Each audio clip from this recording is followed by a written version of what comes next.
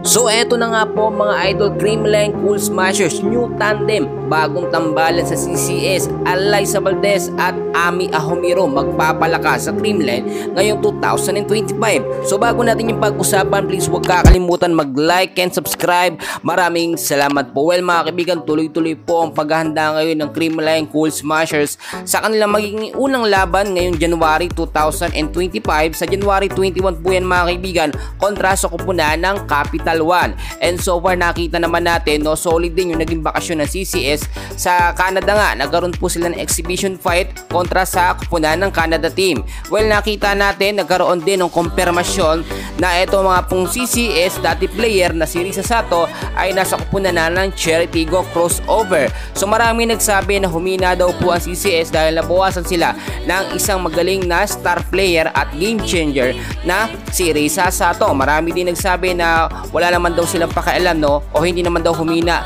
ang CCS dahil hindi naman daw ginagamit sa starting lineup etong si Risa Sato. Sa pagkakataong ito, ginawan pa rin niya ng paraan ng Creamline Cool Smashers. Yung sinasabi natin kapag may umalis sa CCS, may papalit po na panibago. Yung parang trade po na ginagawa din ng mga teams dito sa PBL. Which is sinasabi ko, ang dating nakakatandem na rin po ni Alyssa Valdez na si Ami Ahumiro na nanggaling din po, no, sa ibang kupunan, no, dito nga po sa Petrogas Angels at dating nakasama ni Alyssa Valdez sa UAAP mga kaibigan. Sa pagkakataong ito, nakita naman natin yan ang panibagong magiging tandem sa Creamline Cool Smashers na magpapalakas. So tanong ng mga CCS fans, gagamitin ba sa starting 6 lineup etong si Ami Ahumiro bilang middle blocker? Sa pagkakataong ito mga kaibigan, meron tayong nakuha update na hindi naman agad-agad ito mabibigyan ng pagkakataon or mahabang minuto, no, kagaya ng ibang mga solid o matatagal ng player ng Creamline.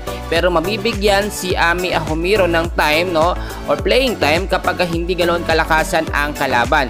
As of now mga kaibigan, kinukuha pa ni Ahumiro ang chemistry at momentum sa mga star player ng Creamline. Pero wala tayong problema kay Alyssa Valdez. Alam na alam niya ang galawan ni Ahumiro mga kaibigan. Yung tingin at kapaan, nakita na natin yan doon dati sa UAAP mga kaibigan nung magkasama po sila. Sa pagkakataong ito, marami din nagsasabi na si Ami Ahumiro nga po ang pinalit dito kay Risa Sato. Well, kung titignan po ninyo mga kaibigan, hindi talaga mapapalitan, no, ang galing na meron etong si Risa Sato, which is napaka-jolly niya. Siya po talaga ang game changer po ng Creamline kapag umaabot ng critical, no, yung mga set 4 and set 5, mga crucial game na ang laban, diyan ginagamit etong si Risa Sato na hindi kinakabahan kapag mga intense and crucial po ang game. Sa pagkakataong ito, makikita natin kung gaano nga ba talaga kagaling itong si Ami Ahumiro. Yan yung sinasabi ko na panibagong star player po ng Creamline Cool Smashers. Pero ngayon, alam nyo naman, nabibigyan na rin ni Coach Sharon Meneses, no, ng maayos na rotasyon ang mga player po ng CCS. Yung mga bench player po nila na hindi nagagamit,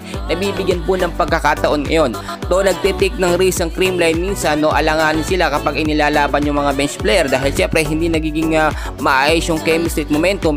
Pero as time goes by, gumagaling naman yung mga bench player ng Creamline. Yan lamang pong update natin mga kaibigan. Alamin natin at abangan natin ang magiging unang laban sa January 21 ng Creamline Cool Smashers kontra sa Capital One. And please kaibigan, huwag kakalimutan mag-like and subscribe. Maraming salamat po.